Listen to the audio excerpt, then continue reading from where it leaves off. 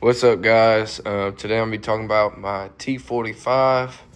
It come out of my 2000 Mustang. Had the car for a couple months. Transmission was pretty much awesome, honestly, up until this point. I was going pretty hard on it, and started hearing some sounds, some nasty sounds, when I was letting off the gas in first, second, and third. Didn't really make too much noise in fourth and fifth or reverse.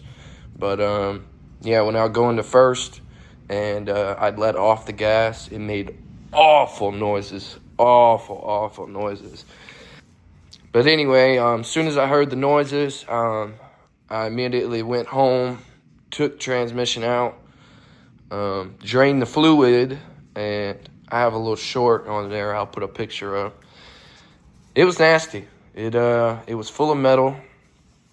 It was real bad. So when I opened off rip, I know people like to tear apart from the rear first, but just to kind of see any damage, I wanted to take it from the front. So I took the bell housing off first.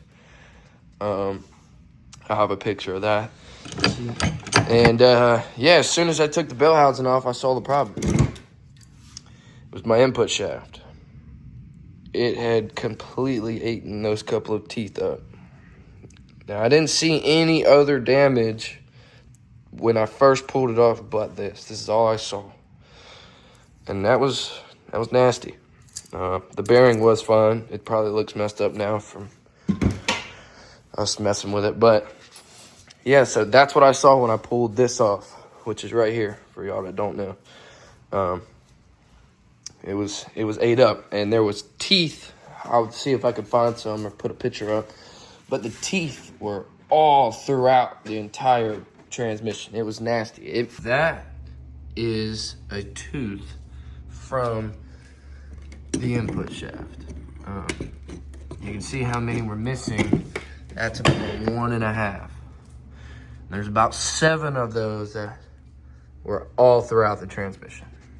Those teeth made it from the front up here by the bell housing up into the rear housing of the transmission. It was back up here. So I just wanted to make sure that everything was fine. So I went ahead and pulled this part of the transmission apart, pulled all this stuff off. You got to be real careful with a ball and spring that comes out of the shifter.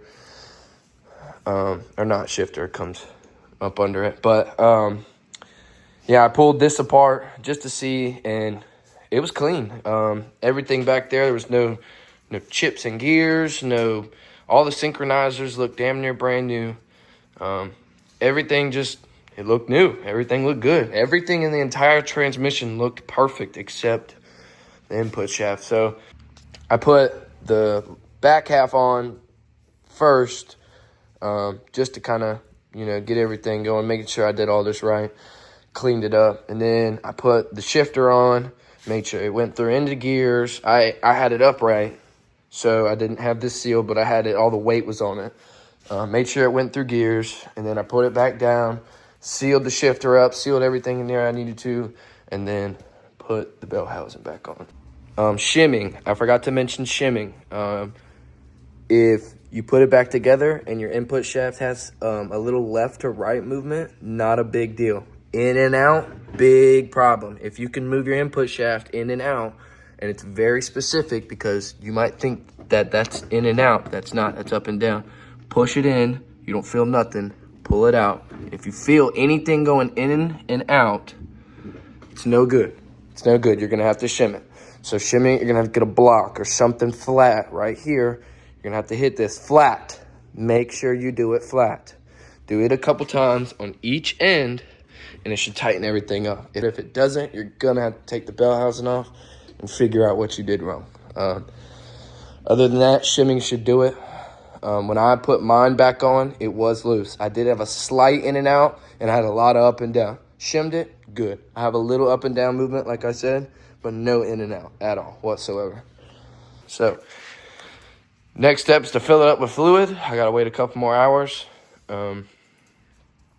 Yeah, and then I'm gonna fill it up with fluid, and then she'll go back in the car. Now, they did say I should replace I want to say it was the rear main seal. That was a big thing that they said I'm going to replace. I'm going to dive into more of that.